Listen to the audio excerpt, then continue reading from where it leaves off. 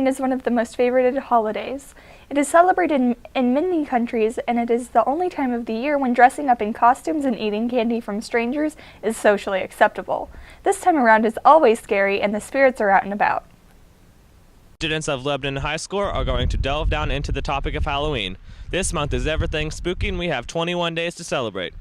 There are multiple students who are ecstatic to join the festivities, and that's what the 31st is meant for. Halloween, one of the most favorite holidays to be ever celebrated. It is celebrated in many countries. It is the only time of the year when dressing up in costumes and eating candy from strangers is socially acceptable. This time around is always scary. The spirits are out and about. Let's celebrate Halloween!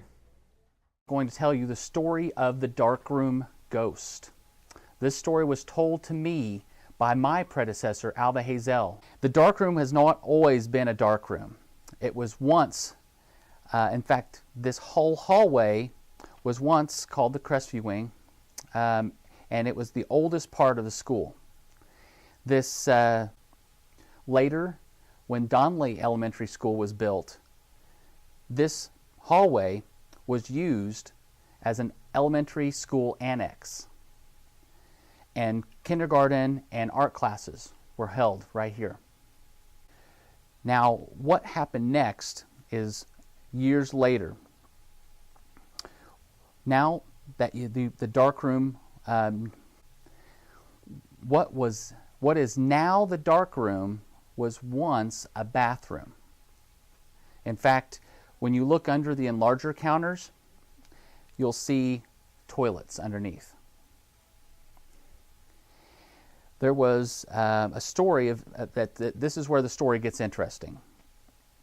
One morning, a kindergarten teacher was getting ready for school when she had to use the restroom. Sadly, this teacher had a heart attack and died. This story is sad. So, when it comes to Halloween, what is your favorite thing? Well, Ethan, since I was a little boy, my mommy used to make my costumes for me because we didn't have enough money to buy our own little plastic mask with a little drawstring on the back. So she'd make my costumes. So it was amazing. And I used to love going to house to house. Of course, we lived in the country, so it was like 5 houses, but whatever. We used to go to house and we'd get candy. But now, you know what? Doctors tell me that candy is not good for you. They say it's really bad. So now what I like to do is go to haunted houses. Thank you.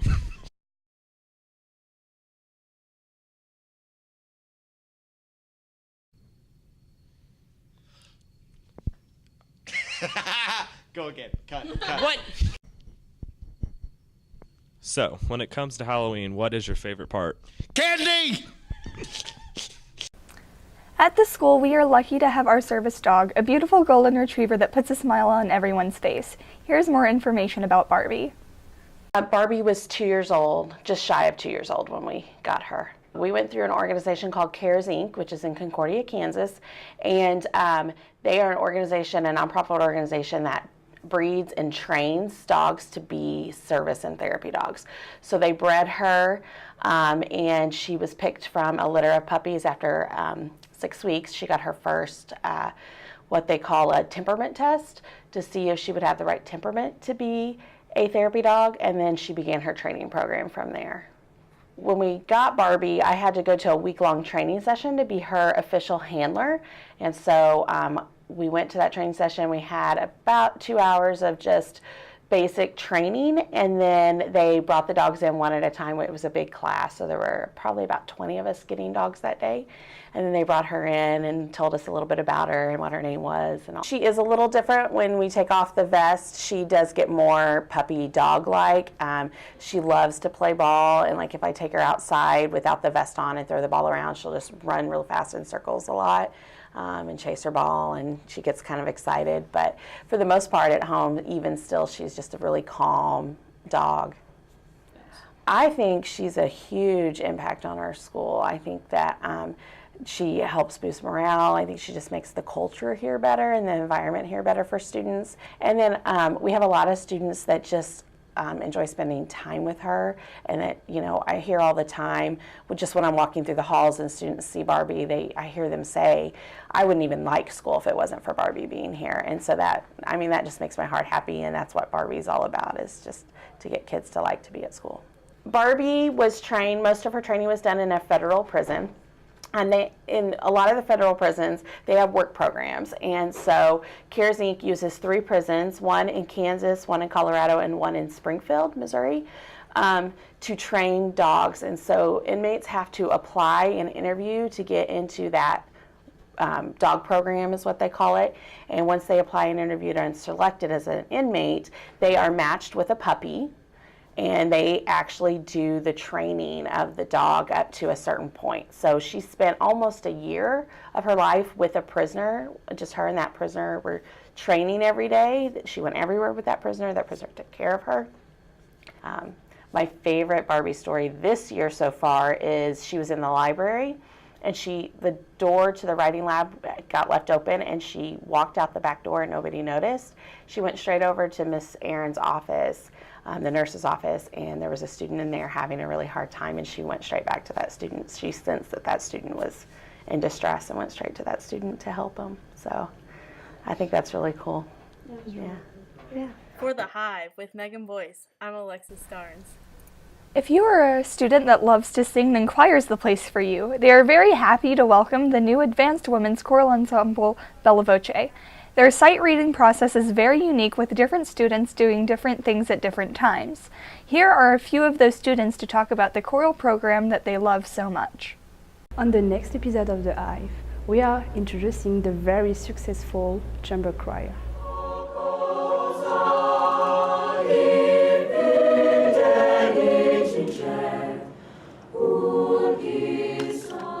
Here with us today we have Lane Heisel and Natalie Reed to talk about how much choir means to them. I feel at home because it's kind of cheesy, but we are a family. Like, we enjoy being around each other and going to rehearsal like they are right now.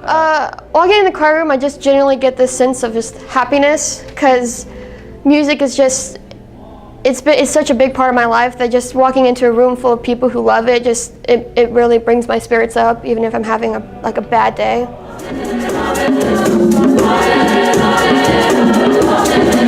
Being created as you're going, and you're listening to students like put together everything that you've been working on, and all these little details come together, and when you push them and ask them to, add more expression here and slow down or retardando here, it's neat because they're taking ownership of those musical terminologies. Right now, when we hit certain notes together and it sounds good, like, it's just an uplifting feeling.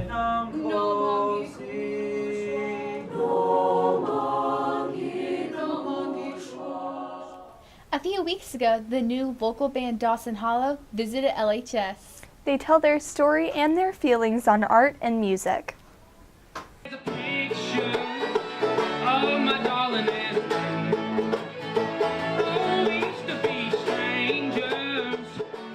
Thank you guys. For those of you that don't know us, we are Dawson Hollow, and we've been doing music together for a very long time. I think 15 years that we've been doing music together. And we started as a family band, mom and dad, and we started doing folk and bluegrass music. 5 or 6 years ago, we started really being exposed to all different kinds of music, and pop music, rock music, hip-hop, Irish, all kinds of stuff. And we just started transforming it and rearranging it and flipping it around, and you start creating your own sound, your own voice. And that's kind of what we're trying to do, is create our own voice. So last November, we created a totally separate band, and that's Dawson Hollow. That's who we are today. What made you guys choose the name Dawson Hollow? It's a good question. So a lot of times bands just have a name that will mean random things. For us, the idea behind the name is charging forward into the future with confidence and wonder and excitement, but never forgetting where you came from, your roots. And Dawson is a small town right outside of Mountain Grove, Missouri. Like, literally the sign for the town says Dawson, and then on 2 inches on the other side it says Dawson. So the joke is it's 2-inch town. but it's this tiny, tiny town. We grew up down in this hollow, so we're like, let's not forget where it came from. So Dawson Hollow was the small town that we grew up in. Yeah, I just love doing music. So you do it for yourself, for money, for the message, and just because you enjoy the music. And so I think each of us relate to those a little differently. I love doing music because I know it's what I'm supposed to do, and I love playing music. Yes, yes. How many of y'all do like either music, art, painting, just anything artistic? Some sort of self-expression? Yeah. A lot of times when you're doing art, it puts you in a very, very vulnerable place. And a lot of times people won't get it. They'd be like, that's not that good, or that's honestly just pretty stupid. But it's self-expression. It's messy. And some of the best art that exists, it's discovered later. It's not like, oh, I just came out with this amazing song, painted this amazing picture, all of a sudden, boom, it's a success. It takes a long time for people to realize how genius it was. And so, and there is something weird about art. An artist, like anywhere from like Kanye West, Brad Paisley, Justin Bieber, they can tweet something and it has such an effect on our culture. But Donald Trump tweets every single day and kind of doesn't really affect like this generation. Artists have such an effect on people that it's such an emotional place for people because they have invested in their art, that artists have a great influence on so many people. And it takes a lot of work to just become known and to have influence on people. You're terrible, why are you even doing what you're doing? They were like, I love to do this. This is self-expression. This is art. I'm going to do what I love to do.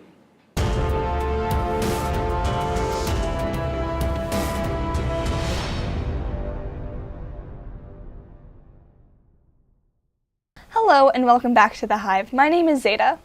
The building of the new tennis complex is definitely long overdue. Here is a video talking to Coach Kroll about this long-awaited addition to LHS.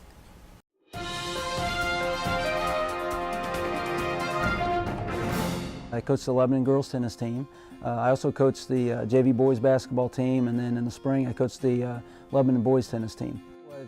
It's really unbelievable, and you know, ever since I got here in 2004, it's kind of always been a dream. Boy, it'd be great to add 2 more courts, and something we've always wished for. To be honest with you, I never thought it would happen. To have people put that kind of interest into the tennis program truly means a lot. It means a lot to me, and I know it means a lot to our players. I just want to say thank you to them, and thank you to my players, and again, I'm just truly blessed.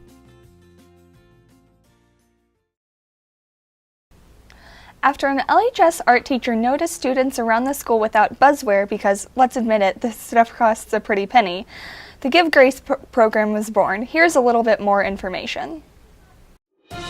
This week's Jacket Pride is the Give Grace program. A friend of mine a couple years ago had come up with this really great idea.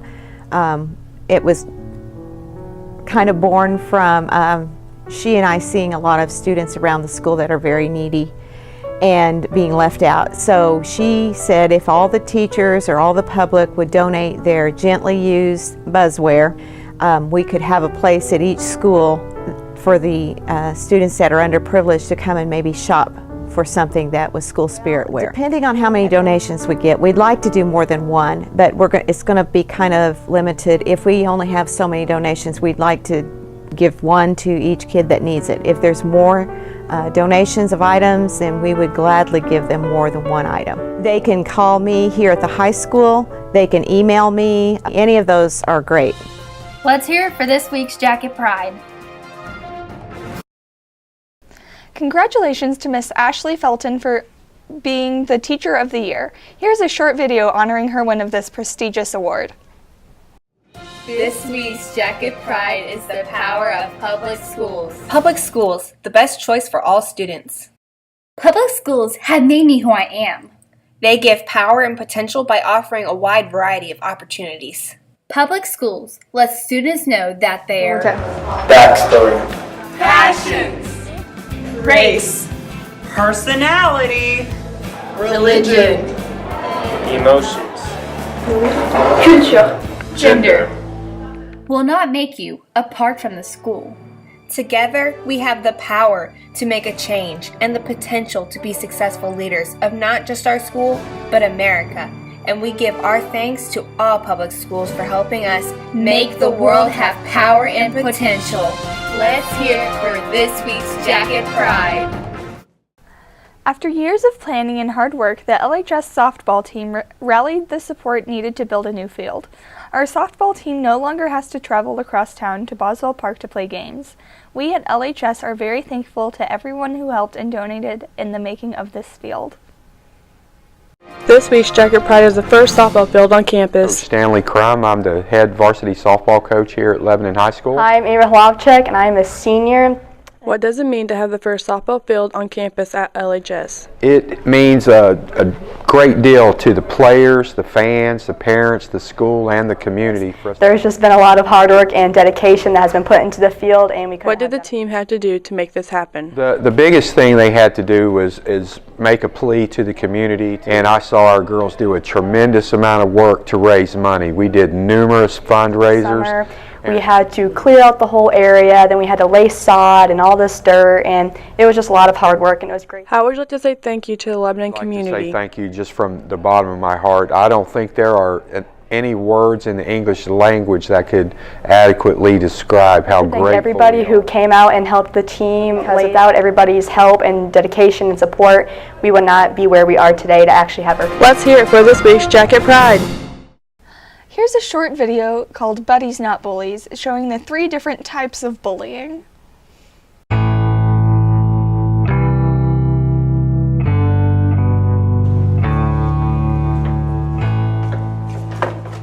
Where you going, punk? Although these are actors, bullying is real and is never okay. The most common type of bullying in our world today is cyber, but there is also physical, verbal, and many other types of bullying. You should just go back to your country, you stupid emo German.